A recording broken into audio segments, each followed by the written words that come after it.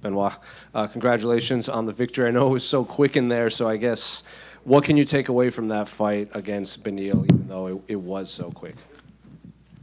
The phase that lead to the knockout is something I have been working a lot on, collar ties and clinch, because obviously it lets my animosity out very quickly, and it's the type of exchange I love. So he was unlucky to have this exchange this early in this fight, and yeah, I'm blessed to have a victory against such a tough opponent. What specifically about that exchange that you were envisioning led to you believe that you can knock him out this quickly?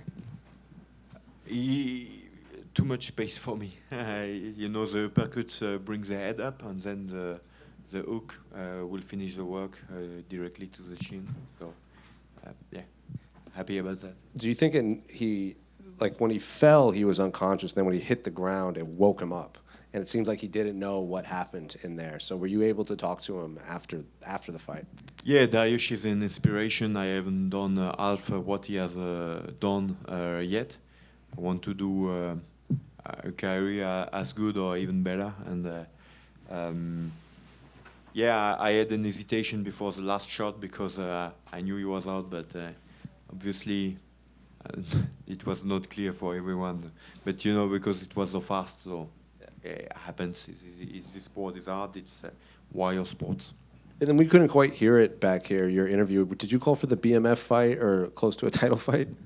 Yeah, of course I want to fight somebody in the top five, and as the BMF and the lightweight belt are the two belts I have my eyes on, and yeah, I want to make this division the greatest again, like it's supposed to be. Yeah. Well, Max Holloway obviously has the BMF title. Charles Oliveira also wants to fight Max Holloway. So I guess why should you be the one to fight Max Holloway for the belt?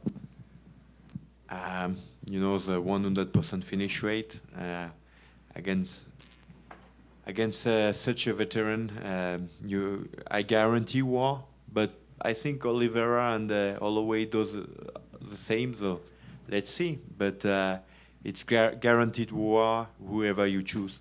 Congratulations. Nice suit, by the way. Benoit, right over here. One of the first things you said on the mic after winning the fight was Happy Veterans Week. You know, this is for the veterans and stuff like that. How much of a factor was that, you getting into a war of your own, you know, this week here in New York? Yeah, you know, I have been doing war since I'm 19. I was already in the desert as a special forces in the desert with all the other guys being 10 years older than me, but I worked my ass to get the opportunity to be with them and to serve with them. And I was very happy, and a lot of emotions for me because the UFC offered two very good places for two friends of mine who are also former special forces. One of them having left a little bit of his soul on the battlefield, and one of them having left two of his legs. The one living without his legs is somebody that came inside my operation group just after I left. So, like approximately 1 year after on a IAD lost his legs. So it could have been me. And destiny is something that is playing tricks with us. And I love those two guys, and I was blessed to have them inside this arena to witness my fight tonight. Much respect to your friends. Have you gotten to speak to them yet after the fight? I'm sure they're very proud of you tonight. Yeah, I think we will eat at a French restaurant inside New York with the French community in here.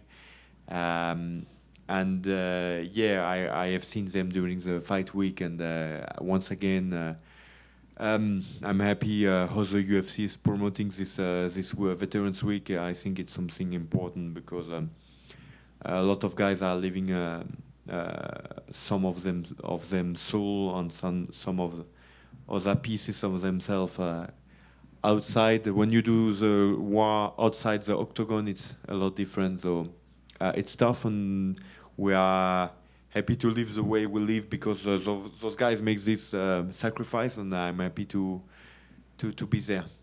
Thank you, Benoit. Vincent Piala, Le Parisien, juste ici. Est-ce que tu peux nous raconter comment tu as vécu ce contexte? Le combat a été un petit peu retardé à cause d'une bagarre dans le public.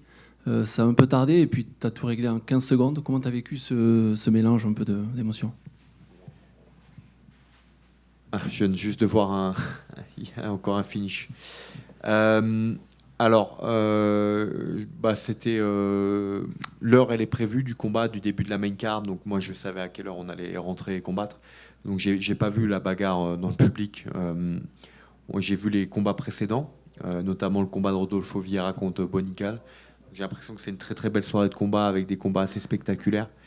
Je suis resté focus sur mon combat. J'étais très fier de rentrer dans cet octogone face à ce niveau d'adversité. Et la manière dont ça s'est terminé, effectivement, c'est toujours agréable quand ça se finit comme ça. Mais on s'est préparé très dur pour 3 fois 5 minutes de guerre. Et des fois, ça finit plus tôt. Tant mieux pour moi. Et très fier en tout cas d'avoir livré cette performance avec l'ensemble de mon équipe. Et des sacrifices qui ont été consentis de la part de mon équipe, de ma femme, de ma famille pour me permettre d'être performant aujourd'hui. Est-ce que tu peux raconter aussi les quelques secondes qui ont suivi? On t'a vu aller checker que ton adversaire allait bien. Tu es aussi allé parler aux commentateurs sur le bord de l'octogone. Est-ce que tu peux raconter ces instants-là? Qu'est-ce qui te passe par la tête? Eh ben, beaucoup de joie et puis surtout d'une sincérité sur mes prochains objectifs qui sont clairement la ceinture BMF et la ceinture de la catégorie. Je veux ramener une ceinture en France. C'est ce que j'ai envie de faire depuis que j'ai commencé mon aventure dans le MMA en 2019, que je me suis engagé dans ce chemin, dans cette carrière. Et j'espère pouvoir le faire un jour. Est-ce que tu as déjà une vision de ton programme des prochaines semaines ou prochains mois? Là déjà, un bon resto, récupérer et on verra de quoi la vie est faite dans les prochaines semaines. Benoît, juste ici. Félicitations pour ce combat. Je pose la question en français, je la traduirai en anglais. 3 finishes en 6 mois, dont les 2 derniers.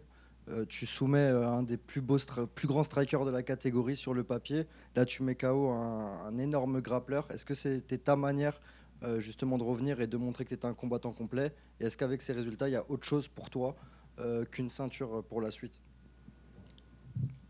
Bah, c'est tout le bonheur que je peux souhaiter à l'équipe, au staff, à ma famille, c'est d'avoir cette opportunité-là d'affronter quelqu'un dans le top 5 et éventuellement une ceinture, la ceinture BMF ou la ceinture des 70 kilos. C'est clairement mon rêve et mon objectif, c'est de ramener ça en France. Donc voilà, on fait notre chemin et j'ai hâte de voir les opportunités qui nous seront qui vont nous être proposées. Bien entendu, je me tiens prêt. Et je réaliserai les objectifs que me donneront l'UFC et qui, j'espère, vont m'amener à mon objectif final. For the people, Ruffy was better striker, Dariush was a better grappler. So what are you, Benoît Saint-Denis, grappler or striker? And what was the message with the 2 last finishes? I'm a soldier. Thanks, man. Et Benoît, on a l'impression que tu as fait le signe de la ceinture ici, le signe de la ceinture à Dana White. Qu'est-ce qu'il a répondu à ta demande? Bah, je pense qu'il va y réfléchir. C'est ce qu'il m'a dit. Donc de toute manière, c'est une catégorie où il y a beaucoup de mouvements, ça bouge beaucoup. On sait que l'UFC aussi, ça dépend des blessures, des opportunités. Il y a une shortlist dans le top 10.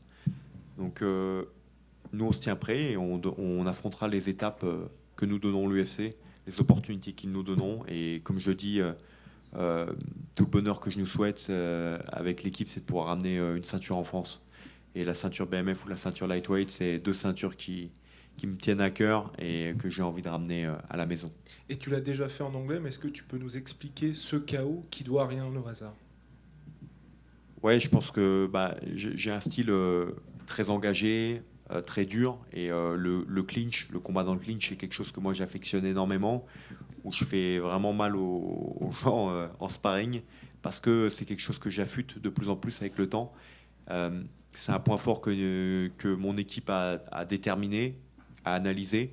Donc du coup, on essaye de le bonifier au maximum, et j'aime beaucoup utiliser les uppercuts pour faire remonter le menton au maximum, créer déjà des dégâts et finir sur un crochet.